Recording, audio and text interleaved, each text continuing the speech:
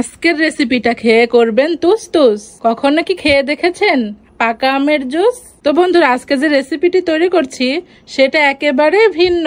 আচ্ছা, মূল ভিডিওতে যাওয়া যাক। আমার হাতে দেখতে পাচ্ছেন একটা পাকা আম। তো প্রথমেই আমি আমটাকে সুন্দর মতো ধুয়ে কেটে নেব। দেখুন বন্ধুরা, লাল লাল টকটকে একটা পাকা আম। এবার দেখুন সুন্দর মতো ডিজাইন করে আমটা আমি কেটে নেব।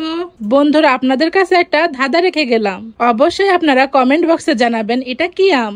অনেক ধরনেরই তো আম আছে, যেমন রূপালী আম, সোনালী আম, ল্যাংড়া, গোপাল ভোগ, আরো যে কত ধরনের আম আছে বলে কি শেষ করা যায়। তো ধাঁধা হলো আমারটা কি আম ছিল। তো দেখতেই পাচ্ছেন আমি আমটা ডিজাইন করে পিস পিস করে কেটে রেখেছিলাম। এখন আমি ব্লেন্ডারের বাটির মধ্যে দিয়ে দেব।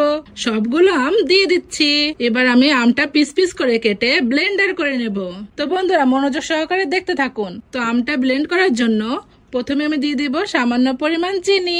আপনারা পাকা আমে চিনি না দিলেও পারবেন, কারণ পাকা আম তো এমনিই মিষ্টি। তারপরে আমি স্বাদ বাড়ানোর জন্য দিয়ে দিলাম সামান্য পরিমাণ চিনি। তো জুসটা বেশি বানানোর জন্য সামান্য পরিমাণ পানি দিয়ে দিলাম, যেন হালকা পাতলা জুসটা হয়ে যায়। আবার পানি দেওয়ার পরে হালকা ভাবে ব্লেন্ডার করে নেব।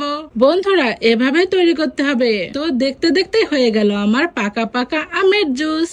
এক চুমুক খাবেন, সারাদিনের ক্লান্ত দূর হয়ে অনেক আরাম পাবেন। তো এই ধরনের রেসিপি পেতে চাইলে আমাদের ফেসবুক পেজ এবং ইউটিউবে ফলো এবং সাবস্ক্রাইব দিয়ে আমাদের পাশেই থাকুন।